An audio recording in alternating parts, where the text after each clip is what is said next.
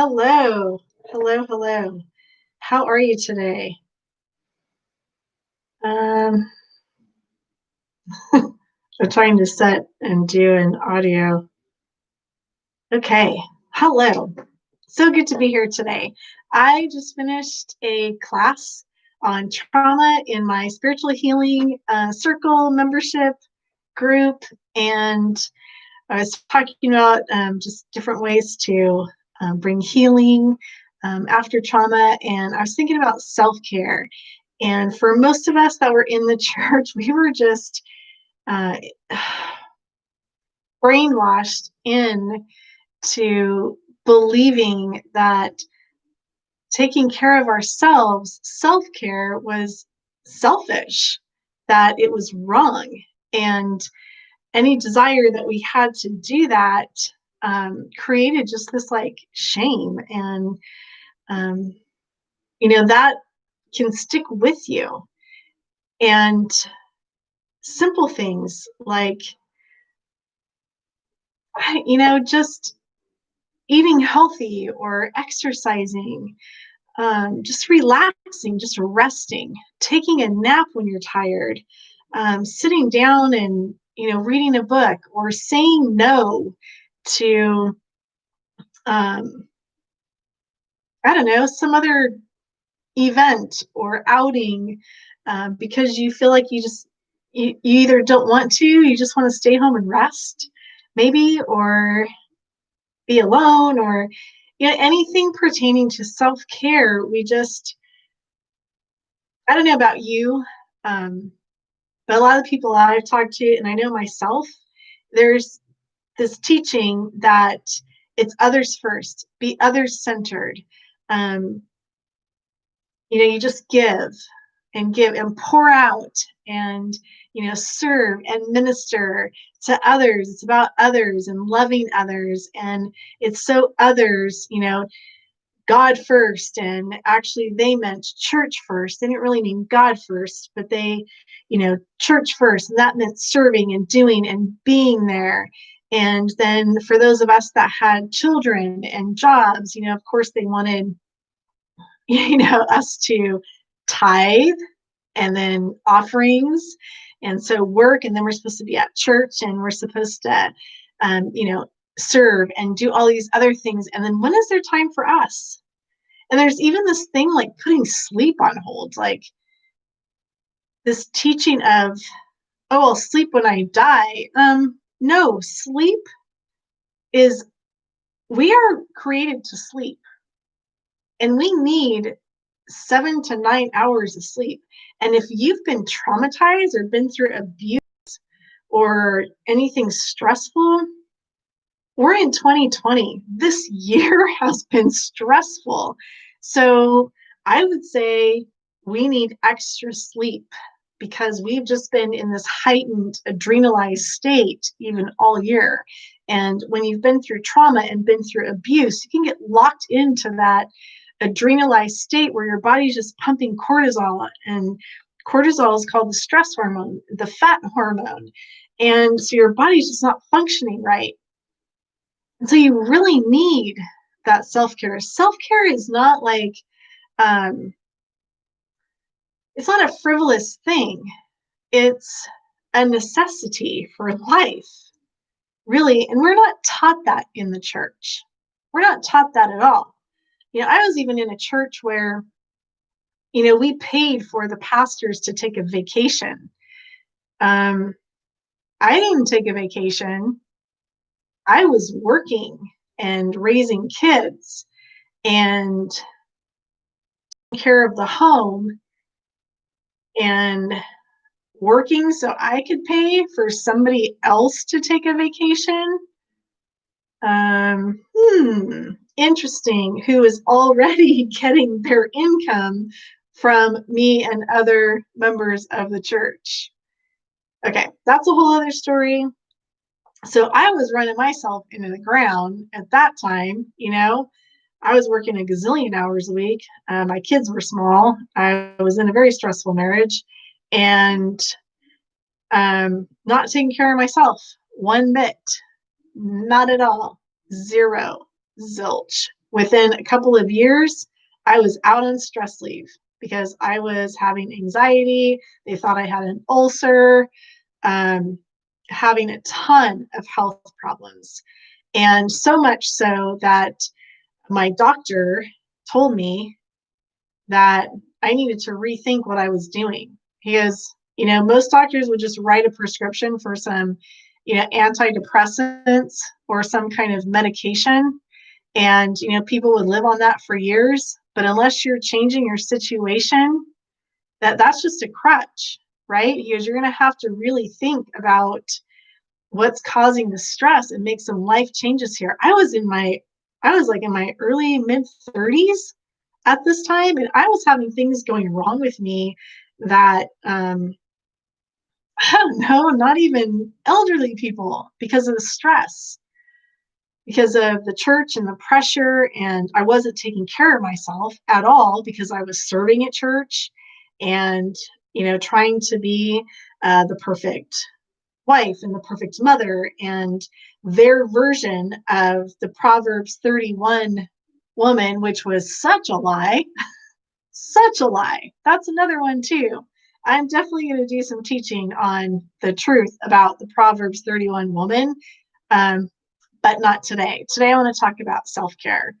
And I cannot stress this enough, like the importance of self-care. And I know that this has been used as an example, overused as an example. I've been using this thing for years. I was on a plane one time and we were getting ready for takeoff. And, the flight attendants go through the whole um, you know, safety check thing. And I just had this revelation. They talk to you about when, the oxygen comes down, you put your own mask on first before you help anybody else. Even if you have an infant on your lap, you put yours on first before you take care of your infant child who is completely helpless without you. They say to take care of yourself first, because if you don't, right, you could die before helping your helpless infant newborn. Now, that's the last part of that is kind of an exaggeration, but maybe not, right? So my thought was, they're teaching me for this on a plane. I'm not taking care of myself. What's happening? I'm not able to give the way that I should be giving to anybody else in a healthy way. I mean, I was pouring out of an empty tank, so much so that it was creating this ulcerative state in my body. My gum health was horrible. I mean, they said I had gums of an 80-year-old at that time. Now, things have changed a lot since then. And migraines and, not sleeping great. And my diet was a mess. Couldn't focus. I was just stressed out. And then, ended up having to go out on stress leave from my job. And I did quit that job. But in all honesty, I ended up going through a divorce maybe a year or so later, because that we got kicked out of the church that we were at. And that started that was an incredibly stressful time. And here I was not taking care of myself at all. And then having that stress, that was like a year of just constant, just toxicity and just pressure and abuse and manipulation and angry people. And I mean, it was just toxic and it was just vile. It was like having, cutting your arm and it starts to heal. The scab is just ready. It's almost healed. And you've got the Band-Aid on it. And then you rip the Band-Aid off and the scab is just ripped off and it's a new wound all over again. I mean, that was just constant there for a year. And anyway, all of that to say, like, I was just going and going and giving and giving. And I ended up at this point where my body was just like, you're done.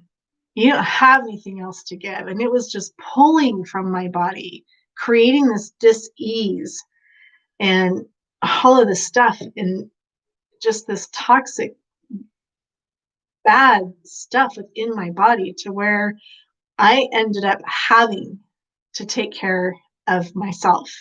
And I battled that because I had this deep-seated thought in the back of my mind that I was being selfish.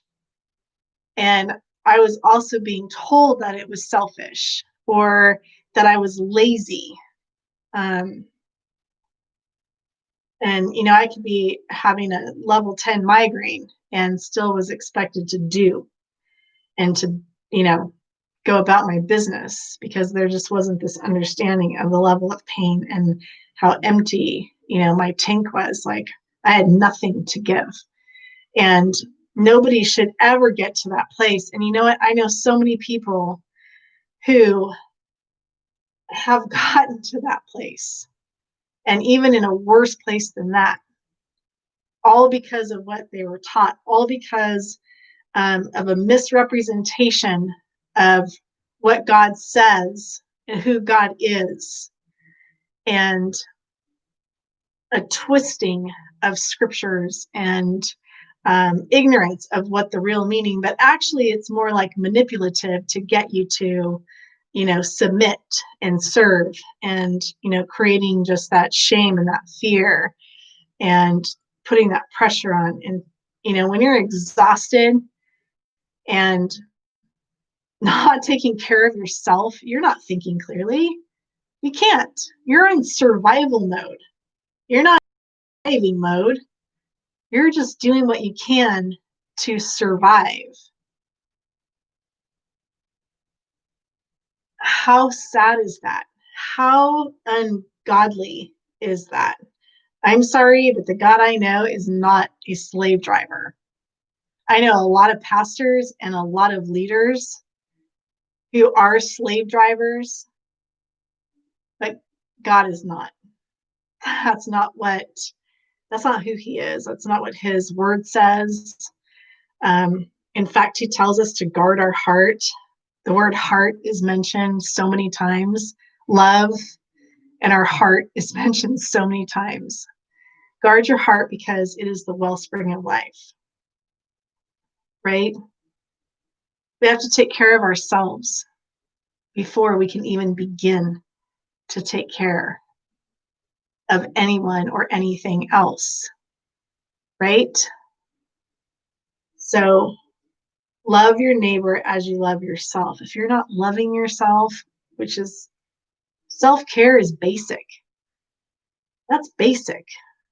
That's not being extravagant, right? That's just basic. That's basic love for yourself. So if we're not loving and caring for ourselves, then how can we love and care for anybody else, honestly? Right? We can try, but it doesn't work out so well. So what is self-care? It's more than taking a shower, being clean, getting our hair cut, getting our hair done. It's resting when we need to rest. It's getting a good night's sleep. It is nourishing our bodies through, doing our best to eat healthy. And if we're not doing that, even if we are doing that, add in some supplements so that we're getting the nutrition, the basic nutrition that our body needs. Exercise. And I'm not talking, if you go to the gym and you want to work out at the gym, then go for it. I'm not a gym person. I pretty much have, when I started really working out, my kids were little. I had my son, my oldest, when I was 19. So I had, kids at home for a long time. And so I did workout videos at home. I walked, I ran, I did a lot of exercise outside of the gym. And I've gone to the gym, but I don't really care for it. That's not my preferred way of exercise. So finding something, walking, yoga, and it doesn't have to be, it can be like restorative yoga is great. Pilates or Tai Chi, stretching. Um, Stretching is important self-care. There's so many different ways that we can exercise, lifting weights. Um, there's a lot. Roller skating, riding your bicycle, find something fun that you love to do, play tennis or something. Resting is huge. Practicing like stress reduction. We're so stressed out. And if you're not taking care of yourself, you're putting stress on yourself. Let's see. I'm reading off my list because I just taught this in the class, but I wanted to share some of it with everybody because it's so prevalent. I mean, it's so ingrained in us that we're selfish if we take care of ourselves, that it's frivolous, or you take care of yourself after everybody else is taken care of, right? Others centered, others focused. And while yes, some of that is true, however, our body is a temple, right? So you put gas in your car when your car needs gas. You put oil in your car when your car needs oil, right? You're not putting oil in the gas tank.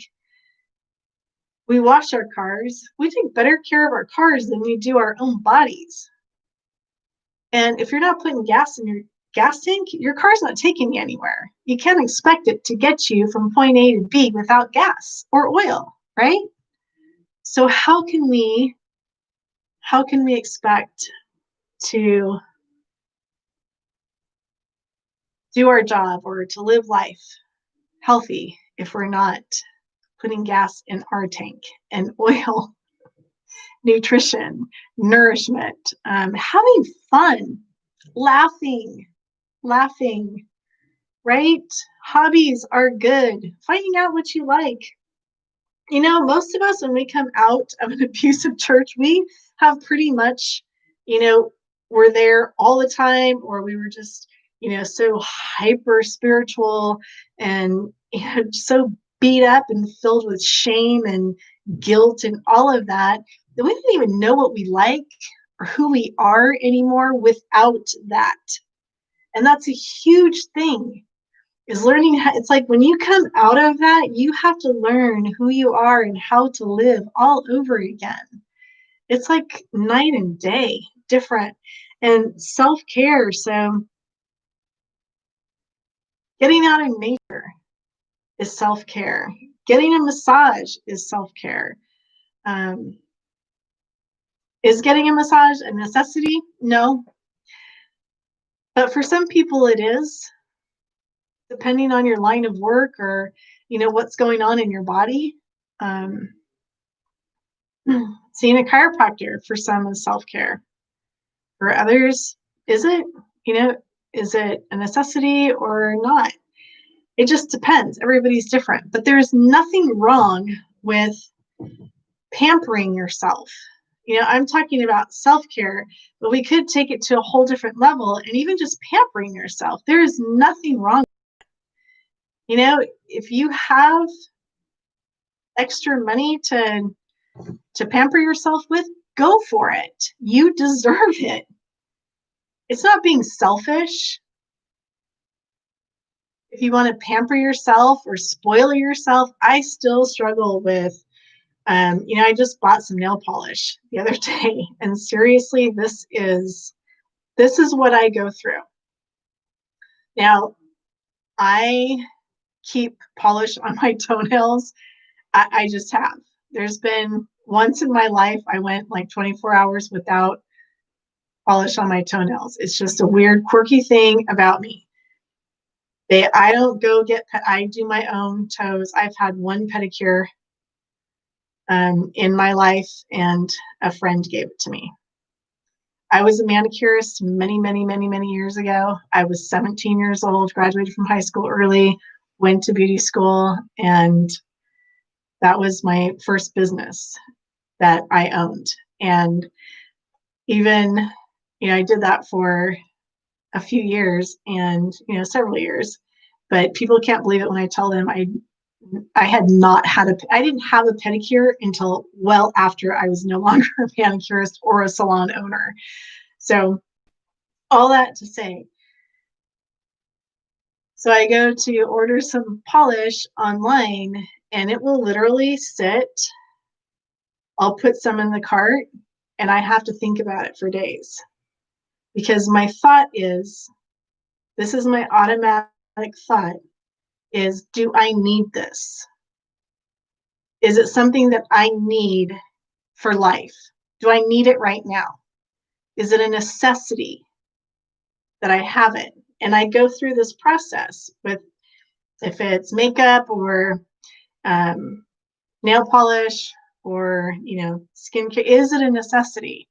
And this is a struggle for me. So it actually, this time, the last time I ordered some, which was several months ago, maybe like 6 months ago, it took me about a week of this battle in my mind going through, right?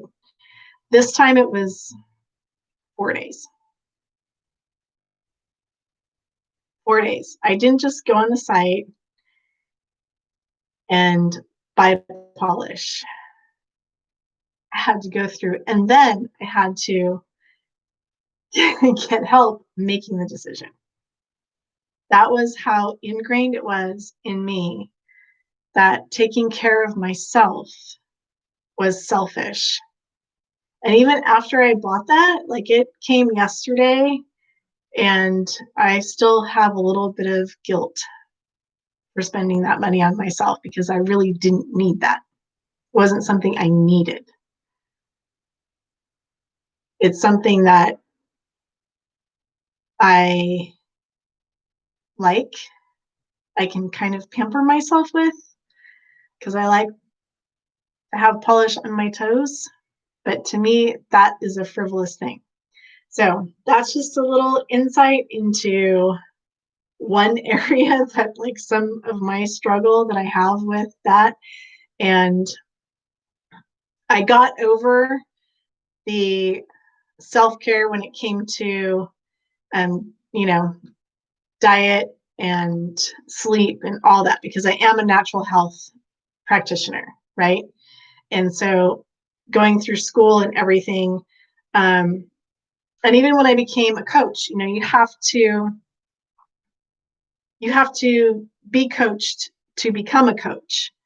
And there was a huge battle for me because all this is self-care, hiring a coach to help you, that's self-care. That's taking care of yourself. Seeking help when you need it, that's self-care.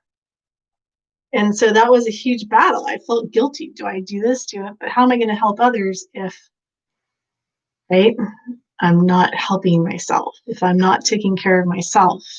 And so that's what my education taught me too. And so I don't feel, bad about eating healthy, right? Because that's taking care of myself, or sleep. I've worked past that. I've had a lot of healing in that area. So if you struggle with self-care, or if you can relate to what I'm saying, I would love to hear from you, because it is interesting when we come together and we learn about these things.